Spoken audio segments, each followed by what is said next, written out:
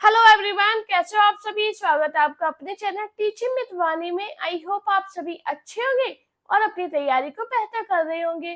दोस्तों, आज की क्लास में हम रीतिकाल के प्रश्न करेंगे। इससे पहले हमने आदिकाल, भक्ति काल के प्रश्नों किया। जिसने क्लास नहीं देखी जरूर देखना, इंपॉर्टेंट क्लास है।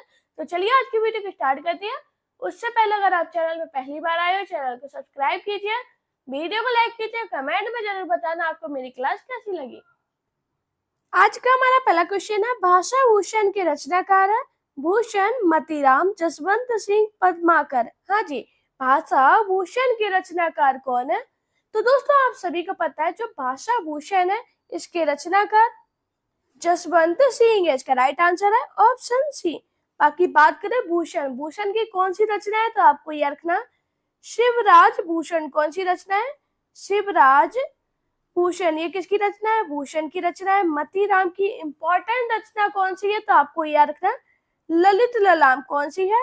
ललित ललाम।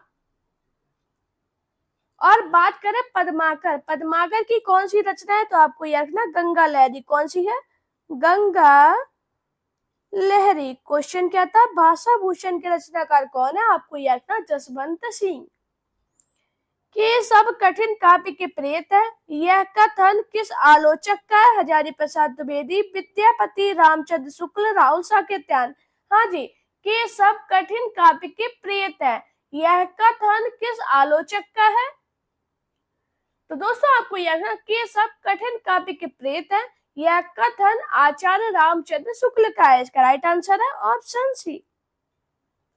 रीतिकाल लगभग कितनी शताब्दियों तक चला? 4 शताब्दियों तक, 5 शताब्दियों तक, 1 शताब्दी तक, 2 शताब्दियों तक। हाँ जी, रीतिकाल लगभग कितनी शताब्दियों तक चला? तो आप सभी बताइए रीतिकाल की समय सीमा कितनी है? तो आपको याद रखना संवत 1700 से कब तक चला? हाँ जी, 1900 तक। तो कितनी शताब्दी तक चला? 2। इसका राइट आंसर है ऑप्शन डी। निम्नलिखित में से कौन सा अलंकार ग्रंथ नहीं है? भाषा भूषण, ललित ललाम, शिवराज भूषण, अंग दर्पण। हाँ जी, कौन सा अलंकार ग्रंथ नहीं है?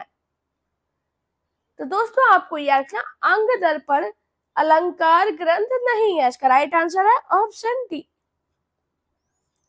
अब अलंकार ग्रंथ नहीं है तो क्या है? आपको याद रखना नायिका भेद ग्रंथ। क्या है? नायिका भेद ग्रंथ है। बाकी बात करें अंग दर्पण किसकी रचना है? आपको यह रखना रसलीन की। किसकी है? रसलीन। मैंने क्या बताया? रसलीन का अंग दर्पण अलंकार ग्रंथ नहीं है बल्कि नायिका भेद ग्रंथ है। ये कब लिखा गया? आपको यह रखना 1737 में। कब लिखा गया? 1737 में। हमारा नेक्स्ट क्वेश्चन है, निम्नलिखित में से घनानंद की रचना नहीं है? प्रिय प्रसाद, प्रीति पावस, भावना प्रकाश, पक्षी विलास। राइट आंसर क्या होगा? हाँ जी, घनानंद की कौन सी रचना नहीं है? तो दोस्तों, आपको याद रखना पक्षी विलास घनानंद की रचना नहीं है। इसका राइट आंसर है ऑप्शन डी। मैंने क्या बताया? पक्षी विलास घनानंद की रचना नहीं है। बिहारी अकेले कवि हैं जिन्होंने ग्रामीण संस्कृति के विरुद्ध घृणा की अभिव्यक्ति की है। यह किसका कथन है? रामचंद्र शुक्ल, डॉक्टर नगेंद्र, हजारी प्रसाद द्विवेदी, बच्चन सिंह। हाँ जी, बिहारी अकेले कवि हैं जिन्होंने ग्रामीण संस्कृति के विरुद्ध घृणा की अभिव्यक्ति की है। यह किसका कथन है? तो दोस्तों, आपको याद रखना ये जो कथन है बच्चन सिंह का है। इसका राइट आंसर है ऑप्शन डी। नेक्स्ट क्वेश्चन है, रीतिकालीन कवि मतीराम द्वारा लिखित ग्रंथ ललित ललाम है, पिंगल ग्रंथ, रस निरूपण ग्रंथ, अलंकार ग्रंथ, इनमें से एक भी नहीं। हाँ जी, रीतिकालीन कवि मतीराम द्वारा लिखित ग्रंथ ललित ललाम क्या है? आपको यह रखना अलंकार ग्रंथ। इसका राइट आंसर है ऑप्शन सी। तेल सो बनाए आए मेलत सभा के बीच, लोगन कवित कीनो खेल करी जानियो है। काव्य पंक्ति किस कवि की है? ठाकुर, भिखारी दास, घनानंद देव। हाँ जी, राइट आंसर क्या होगा? सभी लोग बताइए ये जो पंक्ति है किसकी है? तो दोस्तों आपको याद है ये काव्य पंक्ति रीतिकालीन रीति मुक्त कवि ठाकुर की है। इसका राइट आंसर है ऑप्शन ए। यह प्रेम को पंत कराल महातरवारी की धार पे धावनो है। यह काव्य पंक्ति है घनानंद की, ठाकुर की, आलम की, बोधा की। राइट आंसर क्या होगा? हाँ जी, यह प्रेम को पंत कराल महातरवारी की धार पे धावनो है। यह काव्य पंक्ति किसकी है? आपको याद रखना बोधा की। इसका राइट आंसर है ऑप्शन डी। शोभा सरसाने ना पखाने जात केहू भाती है आने पहान मानो काजल के डोय के। यह काव्य पंक्ति किसकी है? देव, मतीराम, सेनापति, चिंतामणि। राइट आंसर क्या होगा? हाँ जी दोस्तों, ये काव्य पंक्ति किसकी है? आपको यह रखना सेनापति की। इसका राइट आंसर है ऑप्शन सी। शिवराज भूषण में कितने अलंकारों का निरूपण हुआ है? 15, 99, 51, 105। हाँ जी, शिवराज भूषण में कितने अलंकारों का निरूपण हुआ है? तो दोस्तों आपको याद है शिवराज भूषण में 105 अलंकारों का निरूपण हुआ है। इसका राइट आंसर है ऑप्शन डी। घनानंद की कविता में निम्नलिखित में से कौन सी विशेषता नहीं पाई जाती? भाषा की लाक्षणिकता, उक्ति वैचित्र्य, भाषा की व्यंजकता, संध्या भाषा। राइट आंसर क्या होगा? हाँ जी, कौन सी विशेषता नहीं पाई जाती? आपको याद रखना संध्या भाषा। इसका राइट आंसर है ऑप्शन डी। रामचंद्र शुक्ल ने हिंदी साहित्य का इतिहास में देव के कितने ग्रंथों का उल्लेख किया? 22, 24, 23, 25। राइट आंसर क्या होगा?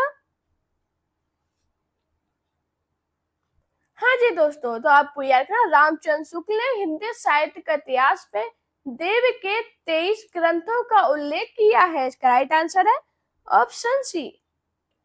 भाषा भूषण का विवेच्य है छंद, रस, अलंकार, ध्वनि। हाँ जी, भाषा भूषण का विवेच्य क्या है?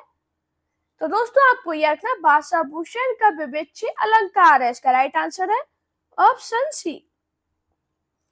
निम्नलिखित में से कौन वीर रस का कवि नहीं है? शिव मंगल सिंह सुमन, रामधारी सिंह दिनकर, भूषण पद्माकर। हाँ जी, वीर रस का कवि कौन नहीं है? तो दोस्तों आपको याद रखना पद्माकर वीर रस के कवि नहीं है। इसका राइट आंसर है ऑप्शन डी। पद्माकर कौन है? तो आपको याद रखना ये रीतिकाल के रीतिबद्ध धारा के श्रृंगारी कवि हैं। निम्न में से कौन सी रचना घनानंद की नहीं है? प्रीतिपा बस, वियोग बेली, सुजान हित प्रबंध, श्रृंगार विलास। हाँ जी, कौन सी रचना घनानंद की नहीं है? तो दोस्तों आपको याद रखना श्रृंगार विलास रचना घनानंद की नहीं है। इसका राइट आंसर है ऑप्शन डी। अब ये किसकी रचना है? तो आपको याद रखना ये रीतिबद्ध धारा के कवि सोमनाथ की है। किसकी है? सोमनाथ की। निम्नलिखित में से कौन कवि और आचार्य दोनों रूप में प्रतिष्ठित थे? नाभादास, सुमित्रा नंदन पंत, नंददास, केशवदास। हाँ जी, कवि और आचार्य कौन थे? आपको याद रखना केशवदास। इसका राइट आंसर है ऑप्शन डी। आचार्य रामचंद्र शुक्ल ने साक्षात रसमूर्ति किस कवि को कहा? घनानंद, मीरा, पद्माकर, रहीम। हाँ जी, आचार्य रामचंद्र शुक्ल ने साक्षात रसमूर्ति किस कवि को कहा? आपको याद रखना घनानंद को। इसका राइट आंसर है ऑप्शन ए। मैंने क्या था आचार्य रामचंद्र शुक्ल ने घनानंद के विषय में लिखा है कि ये साक्षात रसमूर्ति और ब्रजभाषा काव्य के प्रधान स्तंभों में है। निम्न में से किस रीतिकालीन कवि ने लक्षण ग्रंथ की रचना नहीं की? पद्माकर, भूषण, मतीराम, बिहारी लाल। हाँ जी, रीतिकालीन कवि ने लक्षण ग्रंथ की रचना नहीं की। आपको याद रखना बिहारी लाल ने। इसका राइट आंसर है ऑप्शन डी। आपको याद रखना बिहारी की पहचान मुक्तक काव्य के कारण है। हितोपदेश का भाषा अनुवाद किसने किया? पद्माकर, श्रीपति, सेनापति, बोधा। हाँ जी, हितोपदेश का भाषा अनुवाद किसने किया? तो दोस्तों आपको याद रखना हितोपदेश का भाषा अनुवाद पद्माकर ने किया। इसका राइट आंसर है ऑप्शन ए। हित तरंगिणी किसकी रचना है? ग्वाल, कृपाराम, चिंतामणि, मुबारक। बताइए राइट आंसर क्या होगा। दोस्तों काफी लोग चैनल पे पहली बार आए होंगे, उन सभी से रिक्वेस्ट करूंगी प्लीज चैनल को सब्सक्राइब कीजिए, वीडियो को लाइक कीजिए, कमेंट में जरूर बताना आपको मेरी क्लास कैसी लगी। हाँ जी, हित तरंगिणी किसकी रचना है, आपको यह कृपाराम की। इसका राइट आंसर है ऑप्शन बी। चिंतामणि की भाषा कौन सी है, राजस्थानी, ब्रज, संस्कृत, अवधी। हाँ जी, चिंतामणि की भाषा कौन सी है। तो दोस्तों आपको यह रखना, चिंतामणि रीतिकाल के रीतिबद्ध धारा के कवि हैं। इनकी काव्य भाषा विशुद्ध ब्रज भाषा है। इसका राइट आंसर है ऑप्शन बी। रामचंद्रिका की रचना किसने की, सेनापति, सुंदर, मोहनलाल मिश्र, केशव। हाँ जी, रामचंद्रिका की रचना किसने की। तो दोस्तों आपको याद रखना, रामचंद्रिका की रचना केशव दास ने की। इसका राइट आंसर है ऑप्शन डी। मैंने क्या था, रामचंद्रिका केशव दास की प्रबंध कृति है। केशव दास का जन्म कब हुआ था, आपको याद रखना 1555 में। काफी बार एग्जाम में बना ये क्वेश्चन कि केशव दास का जन्म कब हुआ, 1555 में। ये निम्नकार संप्रदाय से दीक्षित थे। चिंतामणि किस काल के कवि थे, भक्ति काल, रीति काल, वीर गाथा काल, आधुनिक काल। हाँ जी, अभी सभी को पता है, हम आपको आज रीति काल पढ़ा रहे हैं तो आप ये क्वेश्चन तुरंत कर जाओगे, लेकिन यही क्वेश्चन जब एग्जाम में बनते हैं तो आप बहुत कंफ्यूजन में रहते हो। इसलिए बोलते हैं टेलीकास्ट जो देखते हैं वो बिल्कुल कंफ्यूजन में नहीं हो सकते, क्योंकि मैं हिंदी को आपको बहुत अच्छे से पढ़ाती हूँ। तो काफी लोग चैनल में पहली बार आते हैं तो वो चैनल को जरूर सब्सक्राइब किया कीजिए। डेली 8 बजे आपकी क्लास होती है, क्लास को देखा कीजिए। अभी बताइए चिंतामणि किस काल के कवि थे, आपको याद था रीति काल के। इसका राइट आंसर है ऑप्शन बी। केशव दास कवि होने के साथ साथ क्या थे, गायक, आचार्य, पाखंड विरोधी, संत। हाँ जी, केशव दास कवि होने के साथ साथ क्या थे, आपको याद रखना आचार्य। इसका राइट आंसर है ऑप्शन बी। केशव दास ने एक आध्यात्मिक ग्रंथ लिखा, उसका नाम क्या था, विज्ञान गीता, रामचंद्रिका, रसिक प्रिया, कवि प्रिया। हाँ जी, केशव दास ने एक आध्यात्मिक ग्रंथ लिखा था, विज्ञान गीता।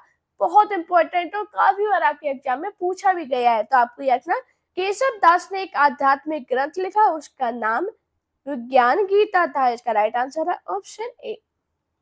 भाव विलास किसकी रचना है, बिहारी, पद्माकर, देव, घनानंद। हाँ जी, भाव विलास किसकी रचना है। तो दोस्तों आपको याद था भाव विलास देव की रचना है। इसका राइट आंसर है ऑप्शन सी।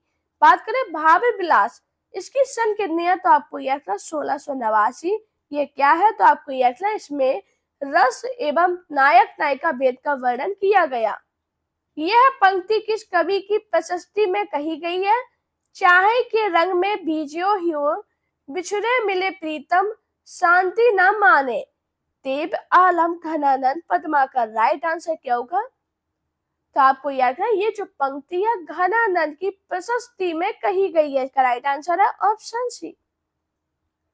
रसराज ग्रंथ के रचयिता कौन था, पद्माकर, चिंतामणि, मतीराम, देव। हाँ जी, रसराज ग्रंथ के रचयिता मतीराम है। इसका राइट आंसर है ऑप्शन सी। भूषण के काव्य की भाषा क्या थी, भोजपुरी, अवधी, राजस्थानी, ब्रज। हाँ जी, भूषण के काव्य की भाषा क्या थी, तो दोस्तों आपको याद था भूषण के काव्य की भाषा ब्रज थी। इसका राइट आंसर है ऑप्शन डी। पद्माकर का सर्वश्रेष्ठ ग्रंथ किसे माना जाता है, प्रबोध पचासा, गीतावली, भूमिजा, नल दमयंती। हाँ जी, पद्माकर का सर्वश्रेष्ठ ग्रंथ किसे माना जाता, आपको याद रखना प्रबोध पचासा। इसका राइट आंसर है ऑप्शन ए। रचना काल के अनुसार निम्नलिखित काव्य कृतियों का सही क्रम है, ललित ललाम, भाव विलास, श्रृंगार निर्णय, जगत विनोद। राइट आंसर क्या होगा, हाँ जी बताइए इनके प्रकाशन वर्ष कितने हैं, तभी ये क्वेश्चन आप कर पाओगे। तो दोस्तों सबसे पहले बात करें भाव विलास, इसका प्रकाशन कब हुआ था, आपको याद रखना 1689 में। भाव विलास किसकी रचना है, देव की। बात करें ललित ललाम, इसका प्रकाशन वर्ष कितना है, आपको याद रखना 1664, और ये किसकी रचना है, मतीराम की। श्रृंगार निर्णय, इसका प्रकाशन वर्ष कितना है, आपको याद रखना 1750। इसके रचनाकार कौन है, आपको याद रखना भिखारी दास। जगत विनोद, हाँ जी, इसका प्रकाशन वर्ष कितना है, आपको याद रखना 1803 से कितना है 1821। और इसके रचनाकार कौन है? पद्माकर भट्ट। बताइए राइट आंसर क्या होगा? सबसे पहले क्या आएगा? ललित ललाम, भाव विलास, श्रृंगार, निर्णय, जगत विनोद। इसका राइट आंसर है ऑप्शन ए। नाही नाही करे थोरी मांगे सब देन कहे, किस कवि की पंक्ति है? आलम, ठाकुर, कुलपति, सेनापति। राइट आंसर क्या होगा? दोस्तों आज की क्लास में जितनी भी पंक्तियां ली है बहुत इंपॉर्टेंट है। आप किसी भी एग्जाम की तैयारी करो, ये पूछी ही गई है। बताइए नाही नाही करे थोरी मांगे सब देन कहे, किस कवि की पंक्ति है? आपको याद रखना सेनापति की। इसका राइट आंसर है ऑप्शन डी। सुजान विनोद किसकी रचना है? देव, चिंतामणि, घनानंद, पद्माकर। हाँ जी, सुजान विनोद किसकी रचना है? तो दोस्तों आपको यह रखना सुजान विनोद देव की रचना है। इसका राइट आंसर है ऑप्शन ए। देव का मूल नाम क्या है? आपको यह रखना देवदत्त। काव्य निर्णय के रचयिता कौन है? घनानंद, मतीराम, बिहारी, भिखारी दास। हाँ जी, काव्य निर्णय के रचयिता कौन है? आपको याद रखना काव्य निर्णय के रचयिता भिखारी दास है। इसका राइट आंसर है ऑप्शन डी। दोस्तों अगर आपको मेरी वीडियो पसंद आई हो तो वीडियो को लाइक कीजिए, चैनल को सब्सक्राइब कीजिए, अपने दोस्तों से वीडियो शेयर करना। मेरा Telegram account, Insta account, Facebook page पे मुझे फॉलो कीजिए। अपना प्यार और सपोर्ट चैनल पे इसी प्रकार बनाए रखिए। Thank you guys watching this video.